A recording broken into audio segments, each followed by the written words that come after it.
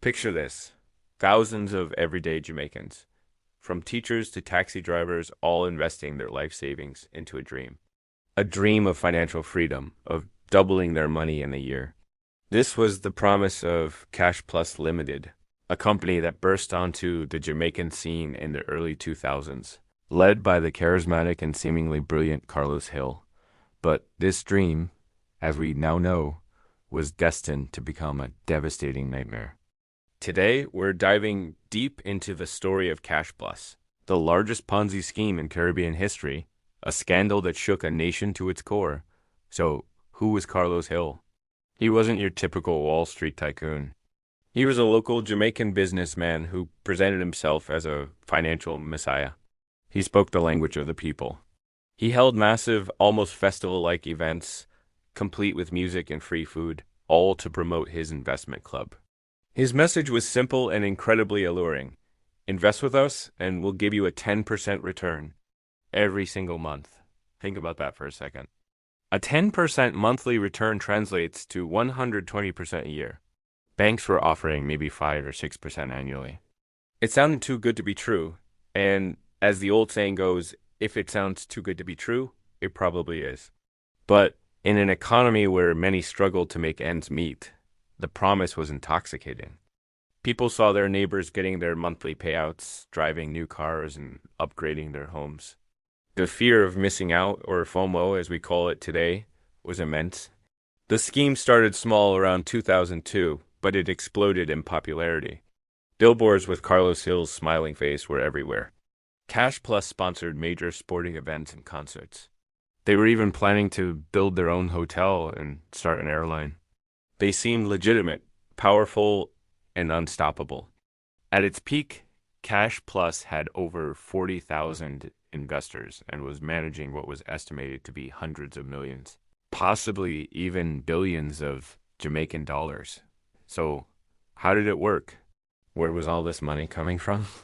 Hill claimed he was a genius investor, making massive profits from foreign exchange trading, real estate, and various businesses. He would hold up complicated-looking charts and use financial jargon to dazzle his audience. The truth, however, was far simpler and far more sinister. Cash Plus was a classic Ponzi scheme. The incredible profits being paid out to early investors weren't from any legitimate business activity. They were simply the deposits of new investors. Imagine a pyramid. The people at the top, the earliest investors, get paid with money from the people who join right after them. Those people, in turn, get paid with money from an even larger group of new members below them. As long as new people keep pouring money in at the bottom, the pyramid can keep growing, and the illusion of profitability can be maintained. The problem is these things are mathematically doomed to fail. Eventually, you run out of new people to recruit, and the whole structure collapses. For years, Jamaican financial regulators, like the Financial Services Commission or FSC, watched with growing concern. They issued public warnings telling people that Cash Plus was not licensed to take deposits and that they were operating illegally. They pleaded with the public to be cautious. But these warnings often fell on deaf ears. To many investors, the FSC wasn't a protector.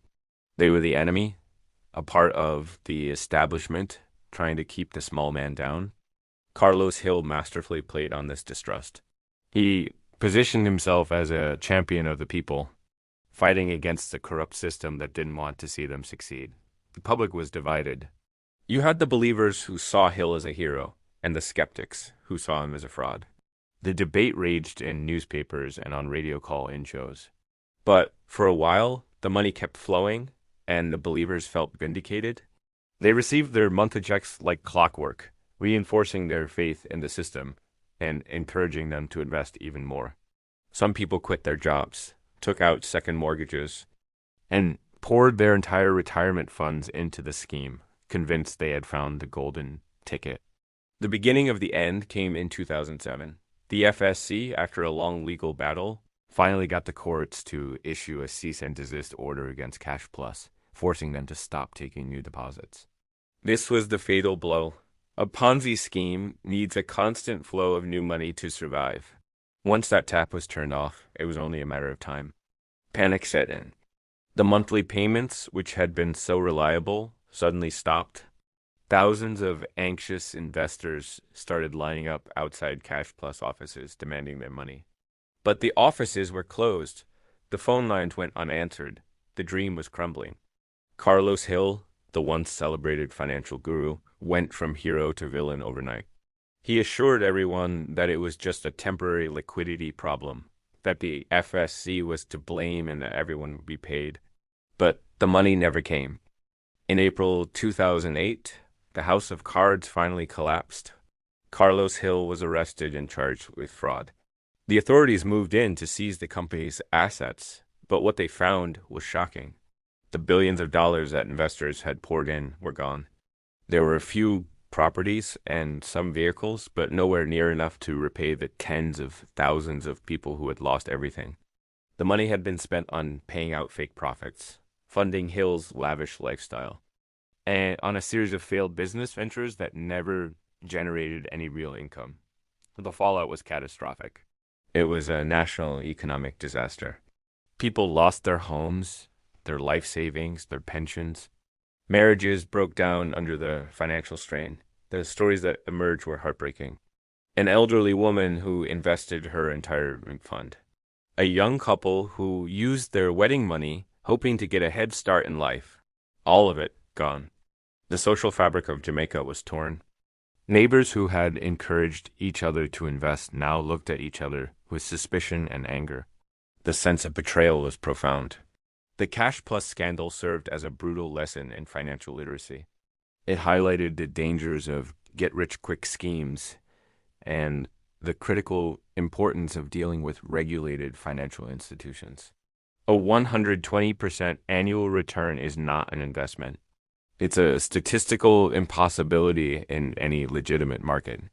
The scandal forced a national conversation about regulation, greed, and the desperation that drives people to take such enormous risks. What happened to Carlos Hill? His legal saga dragged on for years. Eventually, many of the initial charges were dropped, but he was convicted on other fraud-related charges in 2017. The sentence, however, was seen by many victims as far too lenient for the scale of the financial devastation he caused.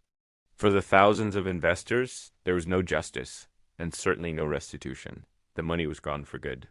The story of Cash Plus is a cautionary tale for the ages.